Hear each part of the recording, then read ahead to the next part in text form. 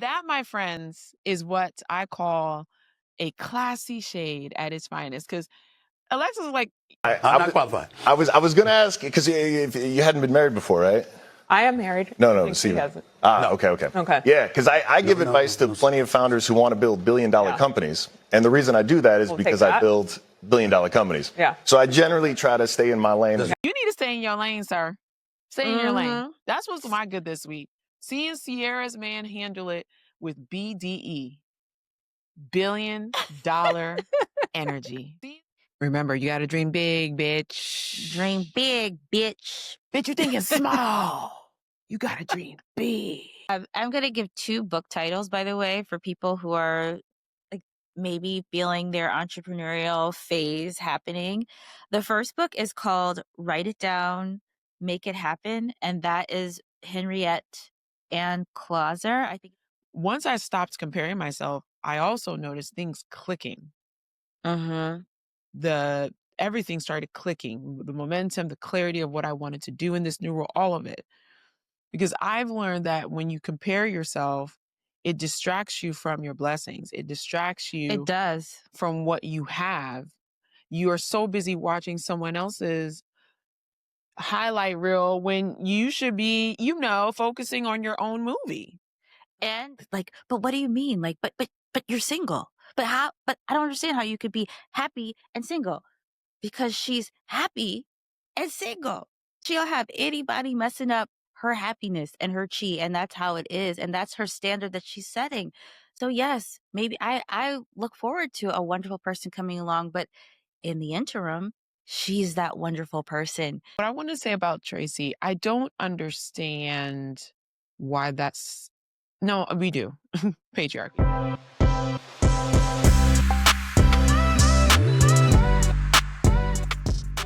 Let's do it. Hey girl, let's do it live. Let's do it live. Hope everyone's doing Rain or okay. shine. Welcome to another episode. Welcome to another and the autoresponder. We're turning the autoresponder on right away, right now. Girl, what's your out of office? I'm busy being pretty and petty AF. I am busy saying yes to me and no to all the rest. Yes. Welcome. Thank you. It's lovely here. I'd like to It stay. is nice. The water is nice on this side. The grass is definitely greener. Saying yes to yourself it's a vibe. It's a vibe. It's a vibe here. Yeah, let's get into it. Let's get into it. Thanks for joining us. We love you, our listeners. Yes, we really appreciate you listening. Y'all are showing up and showing out. Really, it's been nice to see a nice little uptick in our listeners, and people are joining, finding out, having conversations just like we are. So very excited. Thank you guys. Well, let's get into it. So who's your ICU girl this week? ICU girl. Okay, let me talk about Tracy Ellis Ross. She's my ICU girl this week. And let me tell you why. Why? We know why, but yes, please continue. Well, there's so many reasons, right? She's had a wonderful career as an actress and a comedian, and just been a great artist and done what she wanted to do. Started a hair care company that for textured hair that a lot of girlies, natural hair girlies, and straight hair girlies and straight naturals and all of us with the curls care about. Obviously, these are not my curls. This is 14-inch go-go curl crochet. So like if you see me on video, you know what's up. I do not gatekeep. I do it myself and learned on YouTube. But Tracy Ellis Ross has a wonderful product line for all the natural curly hair girlies, which my hair is underneath here. And she's been single for her whole adult life as a woman, which evidently makes her an alien. So I can't believe we are still talking.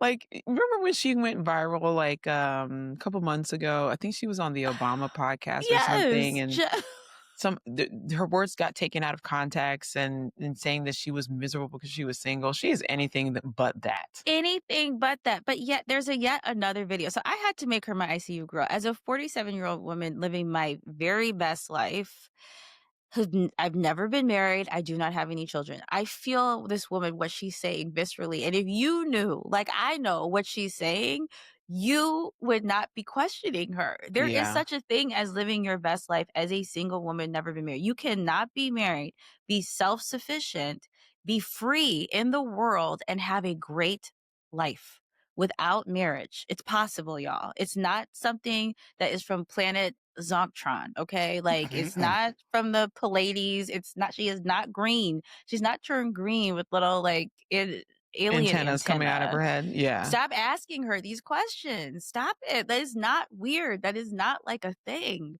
But anyway, Kevin Hart asked yet again in his podcast and about her being single. And so she said that I would love a relationship that makes my life better than it is. That means that woman has established a benchmark of life that nobody has yet been able to make it better than what she's been able to make it as. And that's a real thing. And I think it's so, I guess, unusual that women get the opportunity to do that, that we keep asking this, but like, but what do you mean? Like, but you're single. But how, but I don't understand how you could be happy and single, because she's happy and single. She'll have anybody messing up her happiness and her chi, and that's how it is. And that's her standard that she's setting. So yes, maybe I look forward to a wonderful person coming along, but in the interim, she's that wonderful person. Remember when Cher said, I became the man I wanted to marry? No, I don't. When did she say that? She was like, I think she was saying it. I saw it as a quote written down on social media, but her mom was like, her mom was saying something and she was like, Mom, I became the man I wanted to marry, like whatever. So she's my ICU girl, because what I admire about Tracee Ellis Ross with this, in this context, is that she continues to answer the same question over and over again with such class and grace and beauty and inspiration and gratitude. And I understand what that takes and what place that's coming from. So does Mocha. Mocha agrees always. So that's my ICU girl for this week. What I want to say about Tracee, I don't understand why that's. No, we do. Patriarchy. We do. Because patriarchy. Because patriarchy. We understand that there are men who just don't understand the concept of a woman being happy by herself, with her girlfriends, with extended family members, with friendships, with benefits, and keeping it pushing. I think Tracee is living an amazing life. And the fact that she has not been able to find someone to complement that or surpass that is very telling.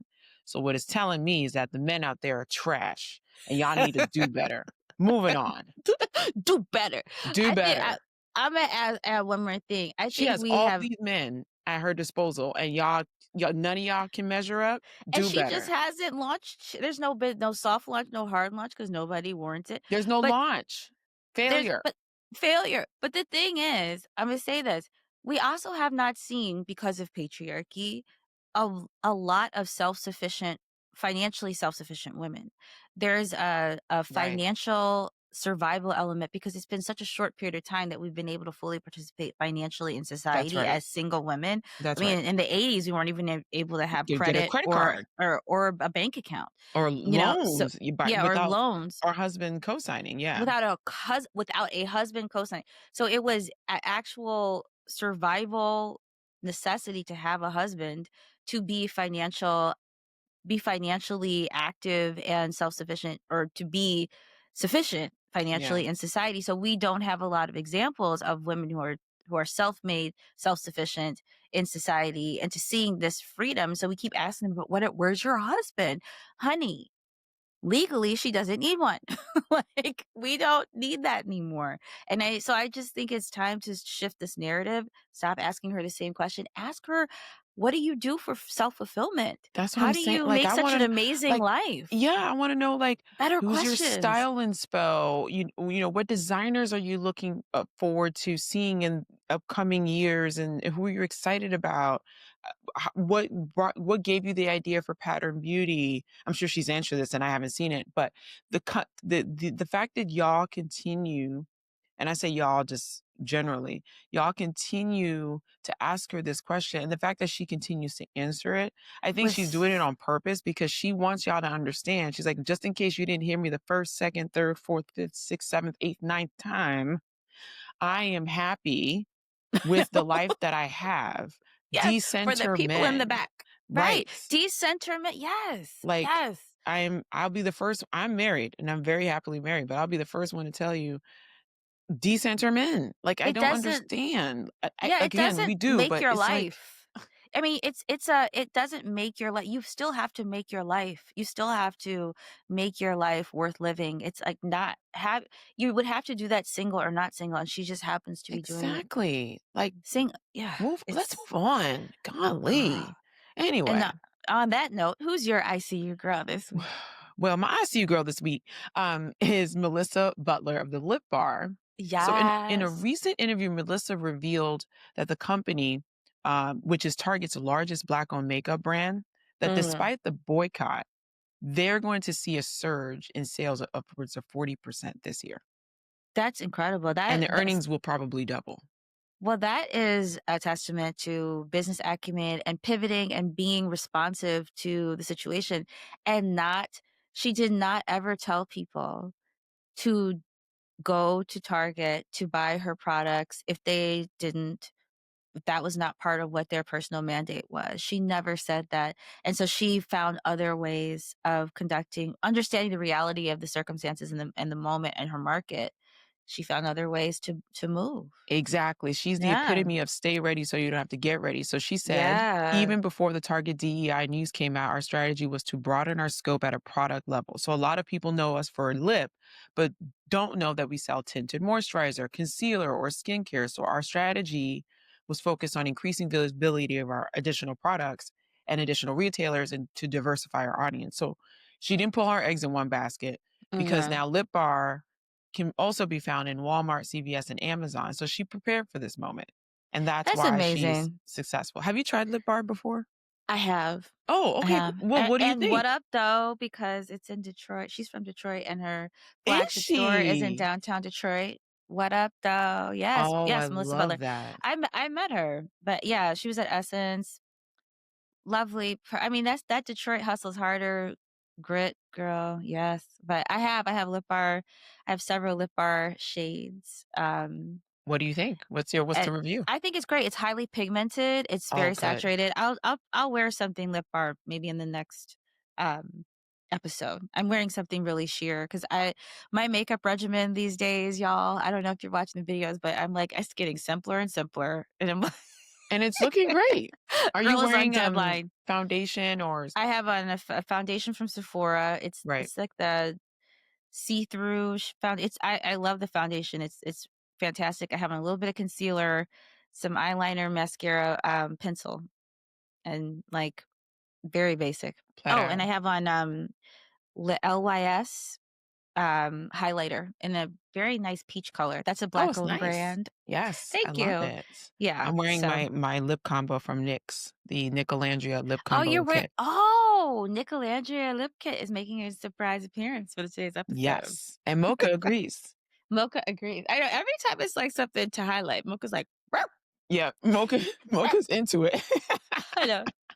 We have a special guest. I love it. So let's get into what I'm on right now. What are you on right now? I'm on right now. What am I on right now? Okay. I'm on so many things. I'm on the treadmill. But while I'm on the treadmill, I was there this for morning. 45 minutes, girl, I didn't get to today because this is supposed to be my off day, the day we're recording.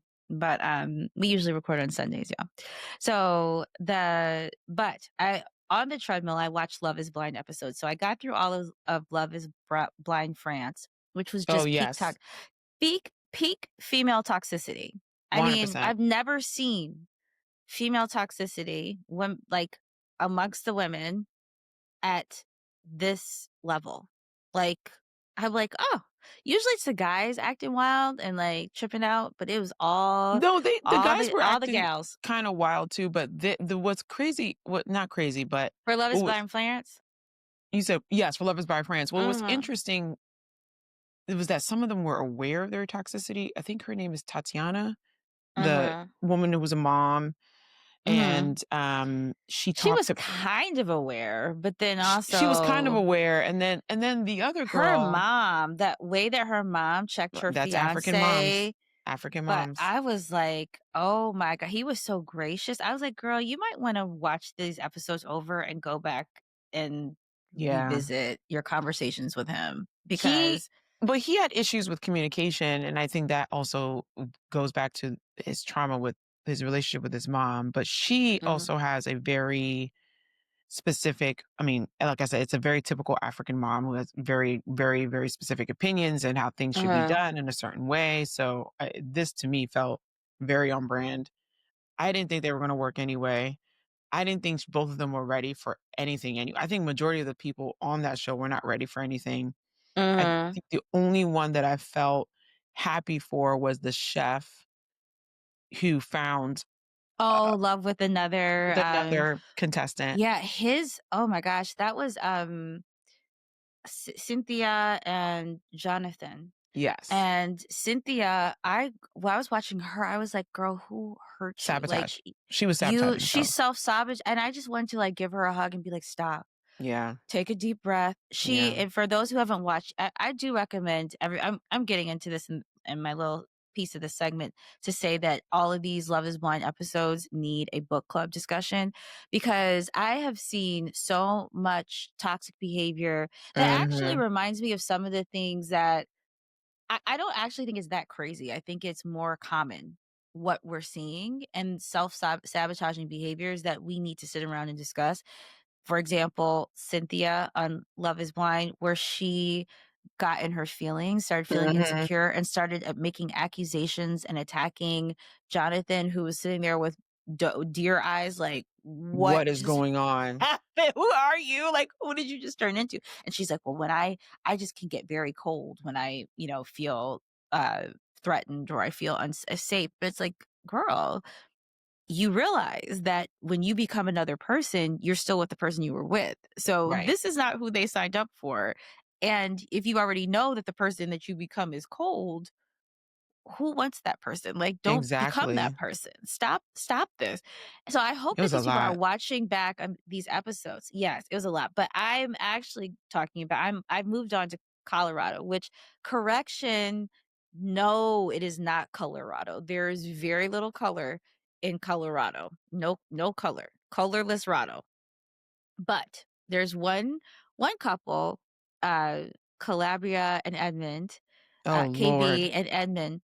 Now, what I will say is, I'm going to leave aside the episode with the strange toxic masculinity, but I think the communication, especially from what I'm seeing from KB, is top notch. And I think it's kind of a masterclass in communication, even in strange circumstances. Mhm. So I really do think there needs to be a book club for a book club equivalent for all of these Love is Blind episodes. And then also Annie and Nick. So Annie is, I guess people are not watching Love is Blind, but Annie is hairstylist in Colorado. She is a conservative Christian, Mm. and paired with a man named Nick, who's also a conservative Christian, and he's a luxury watch dealer.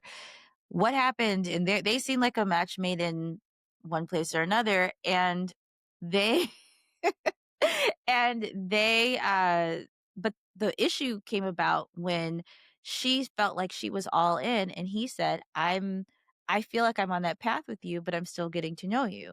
Right. That set her off. She said, I have no reservations about marrying you. Granted, they only met each other 10 days prior. She said, I have no reservations whatsoever. He said, I'm on that path to feeling that way, but I still have curiosity about you. We haven't even seen each other in the real world, but I'm in love with you. I want to marry you. I don't see any reason why we wouldn't move forward, but I have curiosity. And she's like, well, I'm more into it than you are. And turned the night into it was tears. It was don't touch me. It was, it was like, again, becoming another person. And she's like, I love you. I love you. I love you so much. You don't understand how much I love you. I just love you so much. And I realized in this moment, so everybody, now this is the whole point of this. So you've been listening to all this so you can hear me say this. I realize that people think love is what people call love is actually something very complex. When you are, and I could see this with her very clearly. I'm going to try to describe it. Okay. When you feel like you're in love with someone and you don't have the container of relationship that makes you feel safe, what you're calling love is actually vulnerability. You feel vulnerable and exposed because you don't have the container of a relationship that makes you feel safe yet.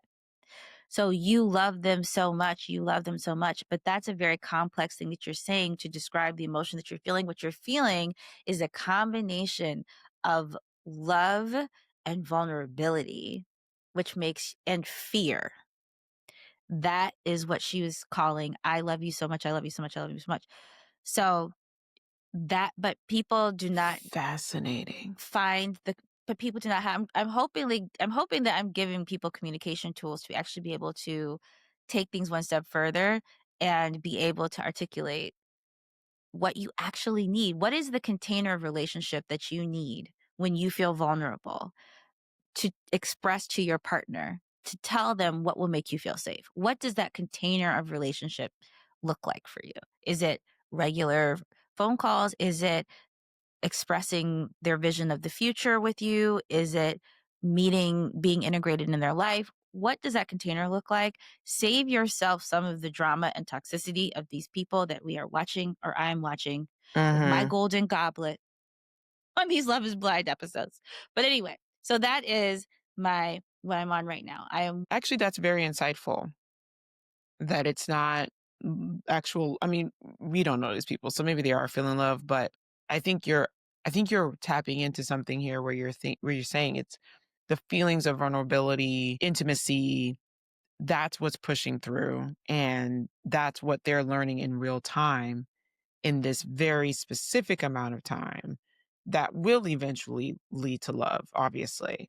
I also think a lot of these people are just not here to find love. They're just here to be famous. The Love is Blind pipeline is I think broken. it's broken. I think people Right. are there to grift and grift some more. Because when you look at the earlier episodes and earlier seasons of the show, like we have to come to the conclusion that we're probably not going to find another Lauren and Cameron or Right. Tiffany and Brett. We're just not going to find that again. Like they were the exception. They were there for the right reasons. That's why they're still together. That's why we continue to follow them and wish them well and all that jazz. And, we're going to have a baby. Lauren is about to have a child with Cameron, and Tiffany and Brett are living their best life in the PNW. So I think that's that. But I think you're hitting on something, which is something I didn't even think of before. So that's interesting that it may not be love per se, but it might be all the feelings that are familiar to that or on the way to that, which is what Nick said. You said, right?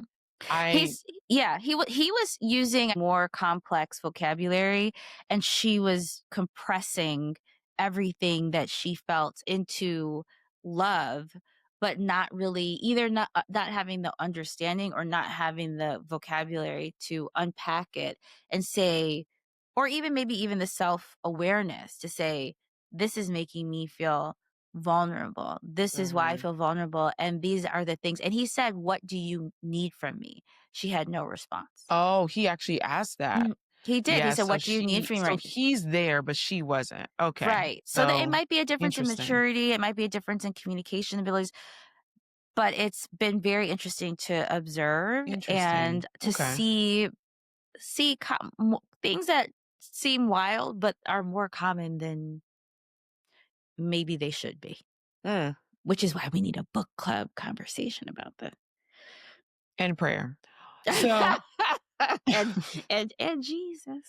So I've been listening to AI covers of popular hip hop songs from the early 2000s. AI cover? What's the cover? Who's the artist? So there are AI covers of DMX's Slippin' as a blues record, 50 Cent's 21 Questions, and Still DRE as a 50s doo-wop.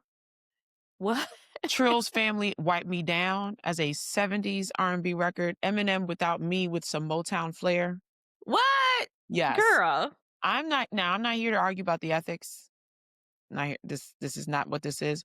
But sonically speaking, these songs hit. Okay. Sonically speaking, these songs hit. A lot of these covers have actually made me revisit the original, which brings back so many memories of me being in the club. Happy hour wearing business casual outfits and munching on 25-cent wings. This is, you're in New York. You know this. Yes, we know. Exactly. I was like, New York. New York happy hour wearing business casual outfits, munching on 25-cent wings. What a time to be alive. We had a time.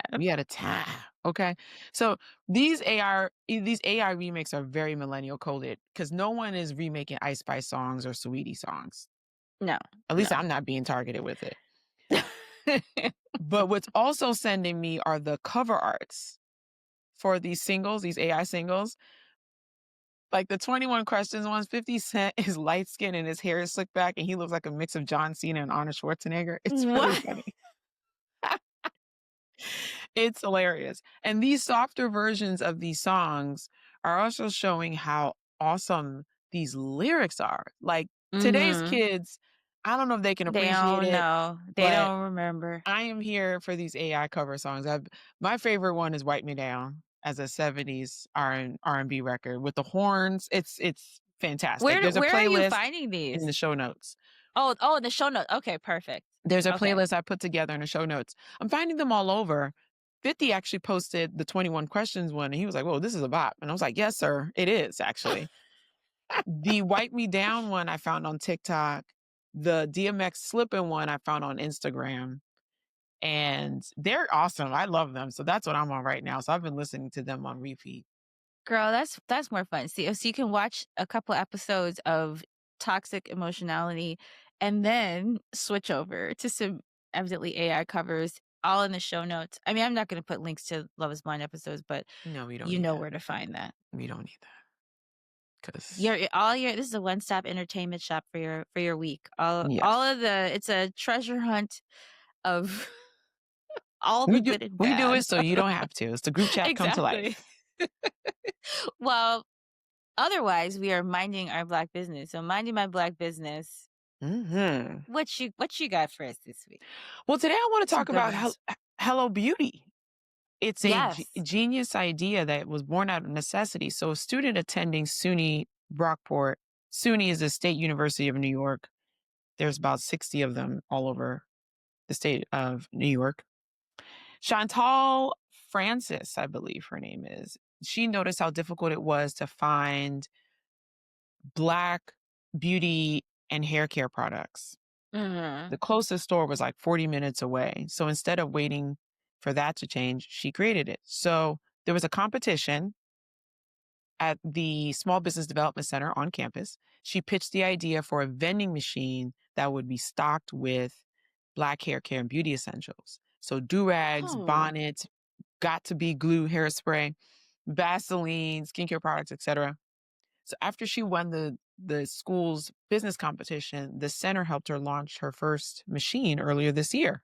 So now Hello Beauty has expanded to 2 more campuses, so now 3 campuses, and her goal is to reach all 62 SUNY campuses very soon. So shout out to Chantal Francis for Hello Beauty.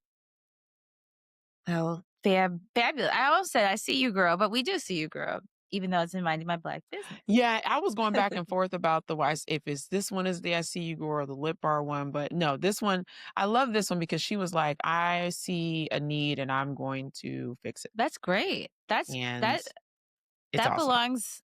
So, I mean, I think sometimes these overlap because I was thinking about this for my minding my Black business. I was like, is this an ICU girl or is this minding my Black business? But it's Pinky Cole.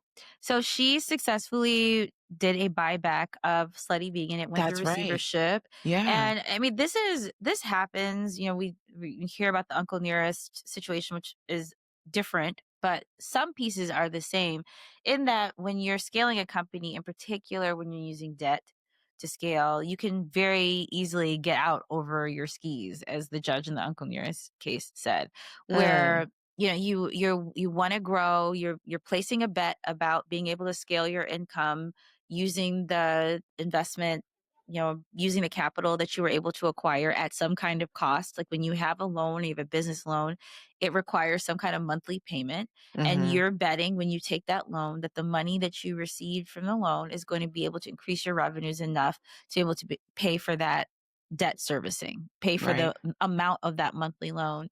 And a lot of businesses don't win that bet, and when we see Black businesses that are rapidly growing and scaling, as a lot of times that rapid growth is paid for by debt financing. And it seems like this is one of the things that happened for Pinky Cole, but she was able to bring it back under her own ownership, Mm-hmm. and has a new approach, a new business strategy, which is franchises. Oh, So okay. she brought in a partner, well, an employee, but somebody to help her spearhead this. And Chantel Daniels, she was at 7-Eleven before Planet Fitness. And so she's got a lot of experience in franchising. So if you want to own a slutty vegan, let me tell you what it costs. So Oh, okay. it's it's estimated 556,000 to 1.1 million dollars for a restaurant, and an additional 255,000 to 312,000 for food truck. So the locations are 1,500 to 2,000 estimated square feet for each location, but these are the startup costs. If you want a slutty vegan and you can get a business loan, you're looking at a range of 500,000 plus without a food truck, 750,000 for a restaurant and a food truck. But these options are available. So this is the successful brand that's been established within the community, and now this is opening the doors of potential entrepreneurship to a lot of other people to have their Yeah. own slutty vegan franchises. So it's I think it's I won't say it's a successful pivot yet because it's still in progress, but I think Yeah. it's a brilliant it's something brilliant to observe, seeing somebody make the pivot and go through the whole process of receivership and understand that's not the last chapter of the story, and that things can continue. And as a business owner, you make different decisions. We don't get to see this very frequently with Black businesses in particular because, number one, we don't get access to capital enough to Right. even get over our skis, and number two, we don't always have a successful buyback situation where you get to see an entrepreneur rethink and re-strategize towards a new direction with the same business or with their Yeah. same business idea. Yeah. So That's Pinky cool. Cole held on to it. She's got a new approach.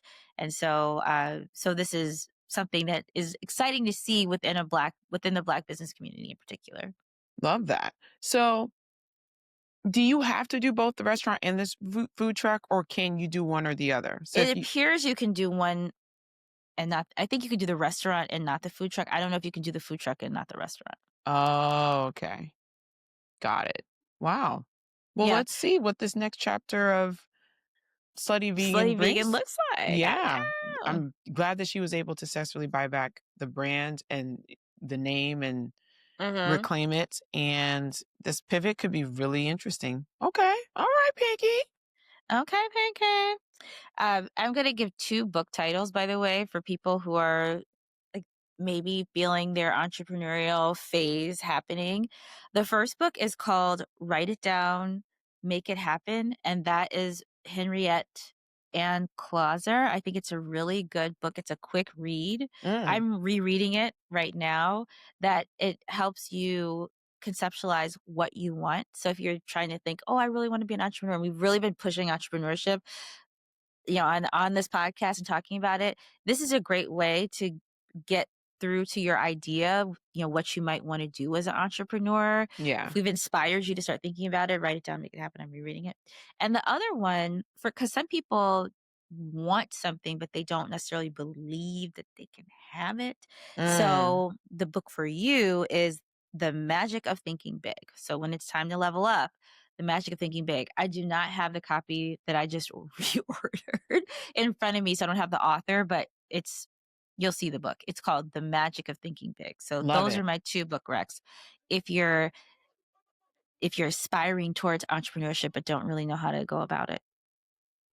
Remember, you got to dream big, bitch. Dream big, bitch. Bitch, you're thinking small. You got to dream big. Every once in a while, I play that clip just to remind yourself. I love that. Yes. I am here for your rendition personally. So I'm glad that it makes an appearance every few episodes. Yeah, it will always. Whenever we're talking about dreaming and thinking ahead, he's going to make an appearance. I wonder where he is right now. I hope he knows. I don't know. You have how influential he's been in my life. You have channeled his spirit very appropriately. I love that man. Jesus, take the wheel, girl. We're going back to DC. Last week we were talking about Mayor Bowser and her methods of filling the budget shortfalls in the great city of DC. This week, the housewife to prison pipeline needs to be studied. The housewife to prison. Okay. Bravo has about a dozen Real Housewife franchises. And in several of them, cast members have faced very serious legal trouble, including serving prison time. You've had Jen Shaw of Salt Lake City, who is currently serving 6.5 years in federal prison for committing wire fraud and money laundering.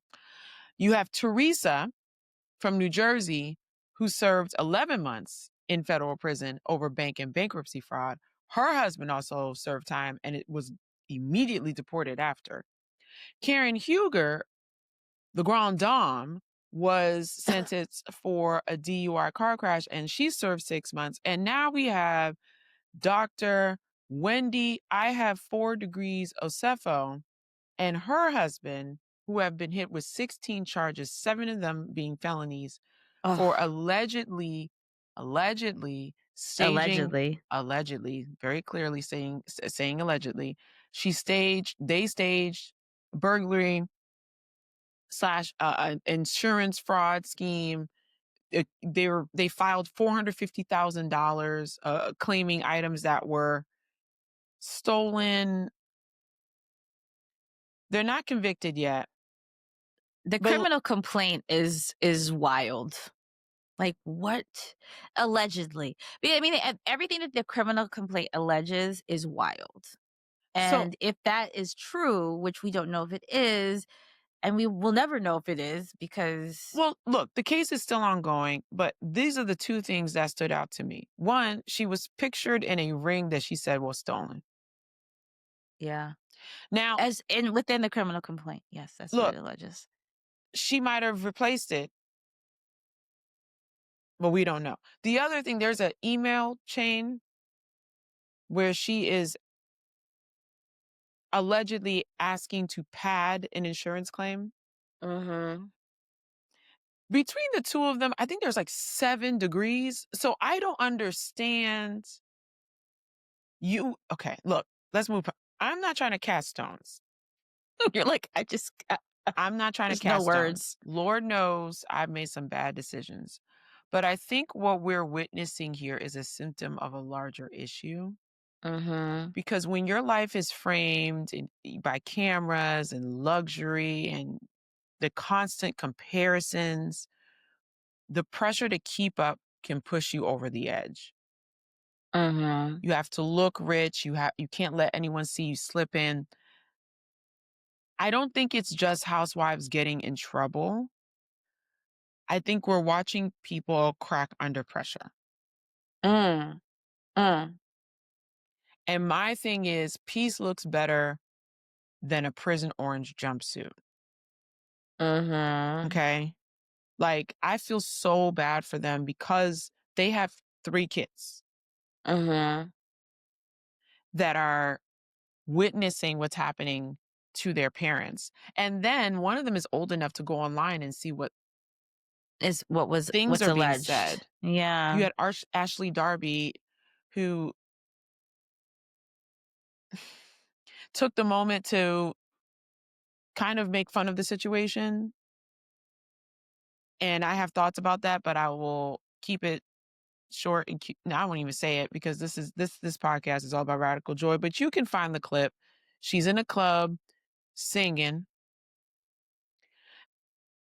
That's a crime in itself. Anyway, and so she is talking about Wendy. Convicted. And saying we're creating melodies, not catching felonies. And I'm like, Ashley. Well, see, I don't watch the Real Housewives franchises anymore because I just feel like it became, at one point it was fun and then it wasn't fun anymore. And when that felt like it wasn't fun anymore, I had to stop. And I think the toxicity between women, I yes, they fight and make up, but it's just such small. There's just not reason for this type of. It really isn't reason for this behavior because you, Ashley, have had your issues as well. So for you to seize this moment to say what you said, and there's this kind of culture in Housewives, which look, I can be petty as well. Like I said in my out of office reply, I'm pretty and petty AF. I can be that. But there's a certain culture in Housewives where it's okay to say shady things because there's this thing where it's like, well, I'm being shady, but I don't really mean it. No, I think you do. Yeah. I think you do. You do. I think you said it because you meant it and you knew it was going to go viral, and it did because I saw the video. And the season is back on. The premiere was just last Sunday. So I don't know if this burglary is going to be covered in this season. But unfortunately, they're back home. They've made bond, and the season will go on. But Wendy was in an episode of, they brought back Wife Swap, the Real Housewives edition. So her episode has been delayed, and while all of this is happening, but I really, it's really unfortunate, and I'm really hoping that they will move on from this. They will overcome this. They will move on and come out better on the other side of it. I hope, because we've seen a lot of these housewives go through these issues and have come out on the other side. But in my health and healing, I do want to talk about the comparison because I do think that is what's really happening. I think let's make that transition. Because so we always transition from Jesus Take the Wheel to health and healing. Yeah, because we're going to rant, but we're also going to come up with some solutions, to those rants. Well, Jesus Take the Wheel is a perfect, perfect appetizer for health and healing. Yeah, we be producing these podcasts, y'all. So yes, we do. Constant comparison. Comparison is a thief of joy. I heard that quote somewhere. I don't know who said it. The Bible. The Bible says it? Okay, cool. Makes sense. It is a thief of joy. It's so real. It's so easy to get caught up. So after seeing the clips about because I was really upset. I was like, man, what Dr. Wendy, come on. And Eddie, I had to sit with it. I don't think it's greed. I don't think the moves that they're making is greed. Maybe there's a little bit of greed there, but I don't think it's that. I really think it's comparison. I think that comparison, and I understand it. Being in entertainment, it is really easy to compare yourself to other people. It is so easy. It's like the air we breathe. Of course. But there's financial implications because it's about, ratings. It's about this, who's selling this, who's at popular. It's a popularity contest that actually has financial implications. That does affect your bottom line. I mean, if you can imagine a high school popularity contest, but yet the popularity contest and the high school immaturity of it all affects your actual income and livelihood. That's soul disturbing. I mean, you're absolutely right. That's the reality of it. That's the best way to describe the entertainment industry. I said it's high school. I think I always say it draws with financial implications. Without the security of your parents' house. You're absolutely right. Or in some instances, maybe there is some security of your parents' house. But right. You have the jocks and the cool kids and the nerds and you see that it's on full display. You start your career next to people assistants and coordinators. This is just from my experience. Assistants and coordinators and junior execs, and then you're all hustling together. And then one day, somebody all of a sudden becomes a VP of development, and you're still an assistant, and you're like, wait a minute, I'm still answering phones. Meanwhile, this person is sitting in rooms that I want to be in. And I remember that moment so vividly when I saw an announcement of someone that I paged with who did get that bump. And I was like, maybe I'm not doing enough. Maybe I shouldn't be doing this. Maybe this, maybe that, maybe 50-11 maybes. But this is what I learned, because there was a moment where there was this epiphany, and I think this happened probably not shortly after, a few years after that announcement came through. What's for you is for you. Right. Your timeline is your own. Your journey is your own. I wouldn't have changed a thing, because in that moment where I was delayed and not denied, but delayed of that promotion in the position where that individual was in, I learned so much. I'm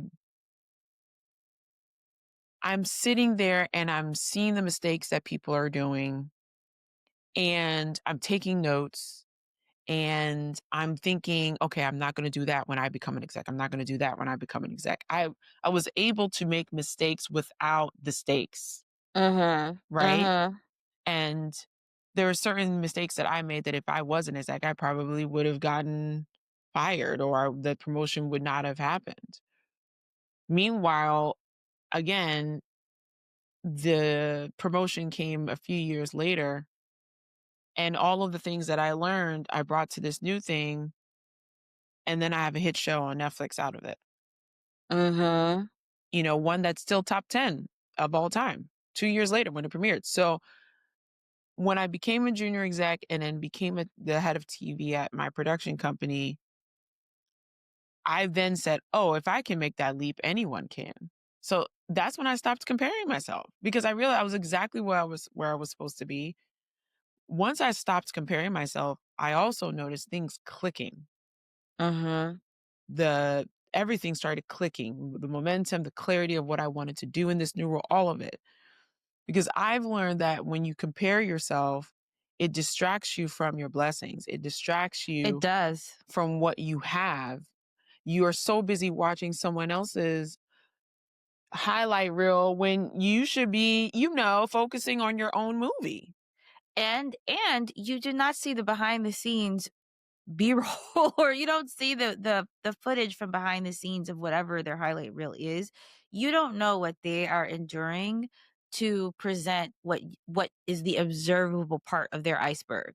Exactly. Everybody's life is an iceberg, and you probably don't want what's beneath the surface for that person. Which I think the most powerful thing you said is, you are exactly where you're supposed to be.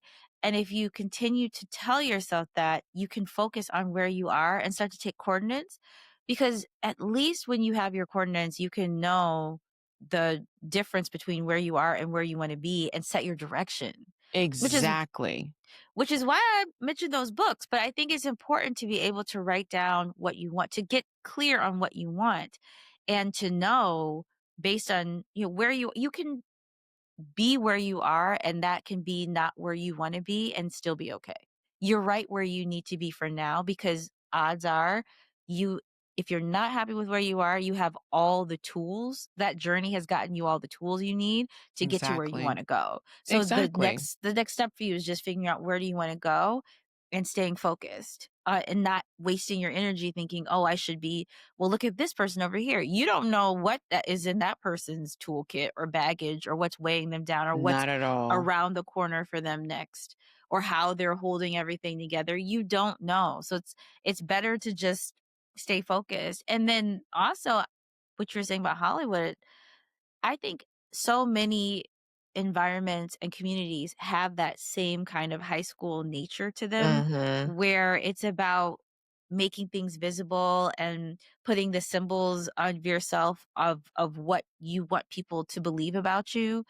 And that what people believe about you being the substitute for what you want to believe about yourself. At the end of the day, it's about peace. It's about happiness. It's about fulfillment. It's about joy. You can be happy in whatever environment you're in if your basic needs are met, you know? So the comparison piece, sometimes you just got to get out of situations that make you Exactly. feel that way.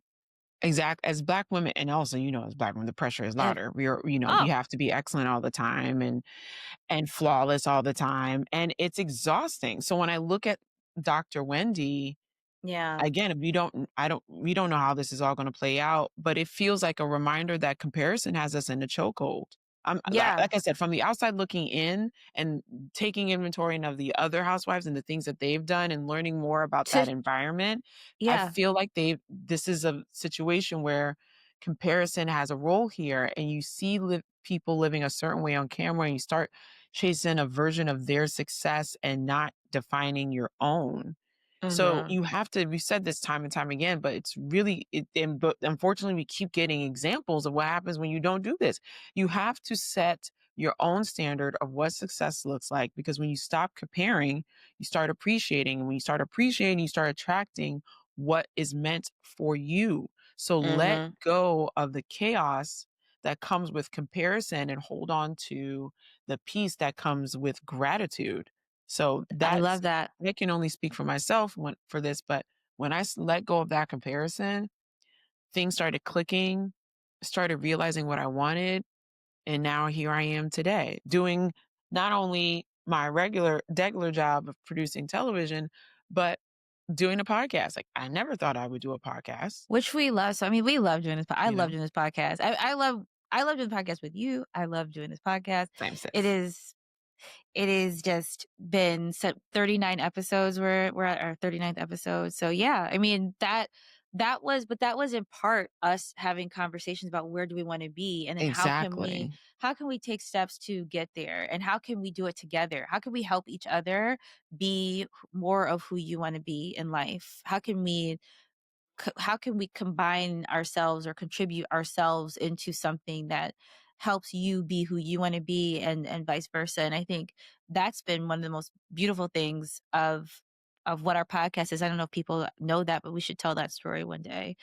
And I since we don't want too long of an episode, we have short time left, you guys. I'm gonna cut short what I was gonna say for health and healing, and just add to what you were gonna say, because I had a story, and I will tell this story maybe another time because it's something we need to hear. But Hmm. just say this, which is in line with what you were saying about being on your own timeline, and also relating to what we're talking about with Tracy Ellis and knowing what is right for you. Yeah. And as women, we have not had that long of a time to be autonomous people. We have had to have had husbands or fathers to be able to participate in society. It hasn't been that long that we have been able to even be.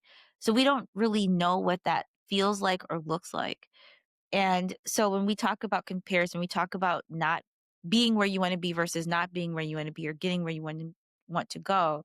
I will just say that a lesson that I've been learning very acutely right now in this period of my life is being able to feel viscerally in your body when something is wrong that you Hmm. are experiencing, that you have created, or that you're a part of, that feels wrong, but in your mind, you're trying to justify it as right because it's what things seems like what you're supposed to want. It seems like what it's supposed to be. Somebody's telling you, but I'm doing all these things that are supposed to be this, or what you said you wanted, or what you're supposed to want. But you Hmm. feel in your body that that is not what you want. Your only job is to say no to that. Your only responsibility is to honor what you feel as a woman. I think that's one of the hardest things to do, is not hear, listen to what everybody's saying you're supposed to feel, or what everybody says you're supposed to think, or what everyone says you're supposed to want. But sit with yourself and feel in your body in a moment. Does this feel right? And have the courage, if the answer in your body is no, to say no and leave it. leave it, whether it's a job, whether it's an environment, whether it's a person, whether it's a relationship, whether it's a purse in the store. Mhm. A pair of shoes. If they hurt your feet, girl, don't buy them. Right. Don't buy them. Right. I know they're on sale. I know it's a good price. Don't do it.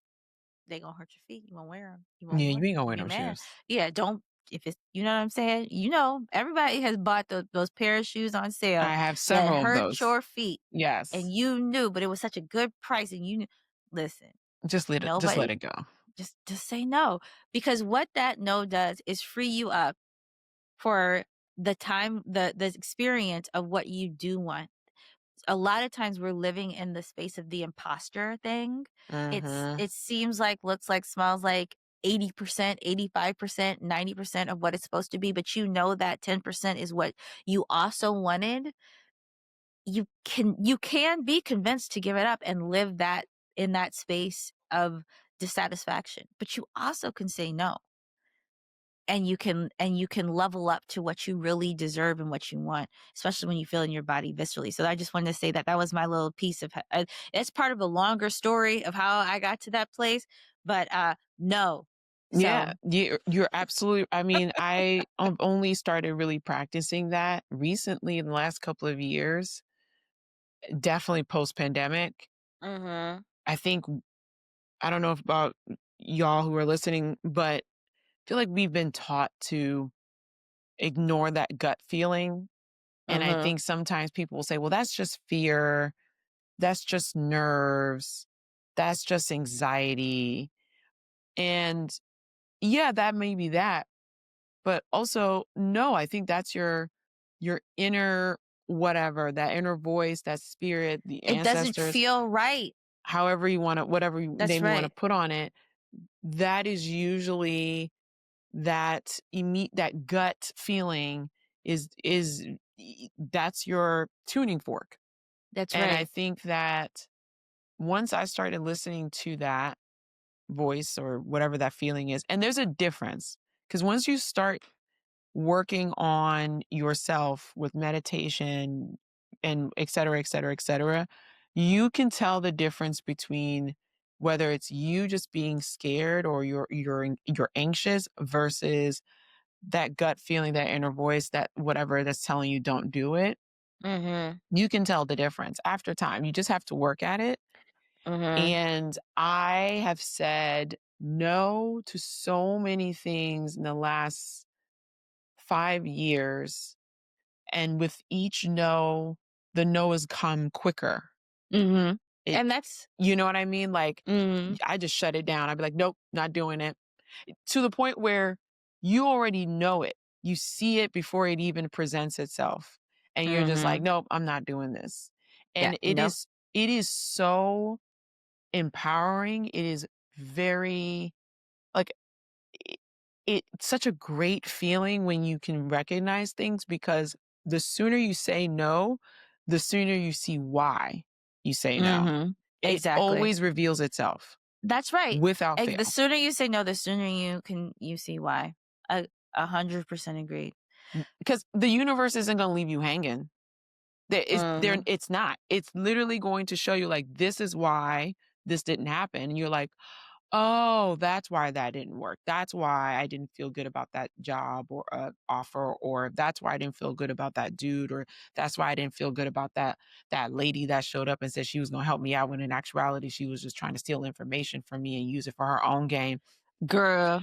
That's why I'm not going to that church. That's why I don't trust that car that suddenly pops up. Or it's all the things, and it never fails. It never ever fails. So it never.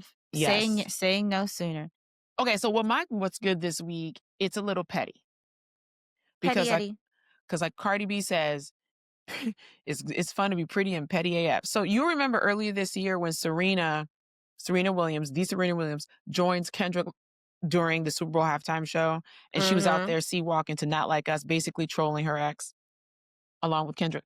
So Stephen A. Smith, as you know, he always got thoughts. On First Take, he was like, see, if my wife is trolling her ex, she needs to go back to him. Because what you worried about him for? Bye. Go back to his ass. Whoop. Just being loud and wrong. Yeah, he said that. And he got checked by some of his co-anchors. Loud and wrong. He was loud and wrong. So fast forward to this last week, Serena's husband, Alexis Ohanian, shows up on the show. And Steven isn't there, conveniently. Right? Conveniently. So, allegedly. Allegedly. So Alexis says, I thought you had some marriage advice for me.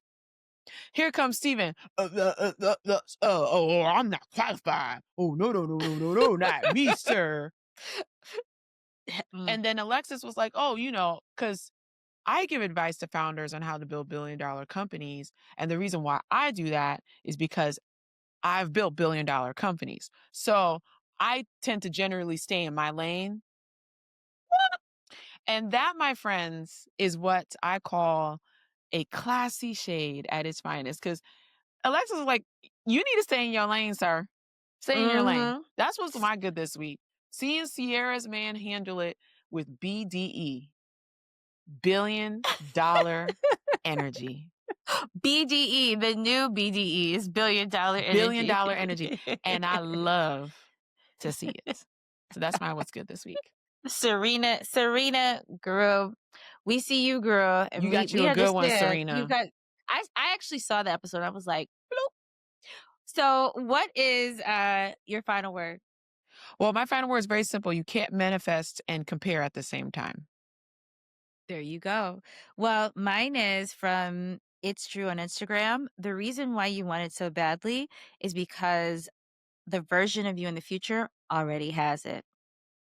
I'll put a link in the show notes for It's True. You got to check him out. If you know it and you feel it, it's because the version of you already has it. That is so, yes, chef's kiss, a great way to end today's episode. That is awesome. Well, we'll see you next week. Thanks for listening. And this has been our 39th episode of We Are Out of Office. See you next time. Bye.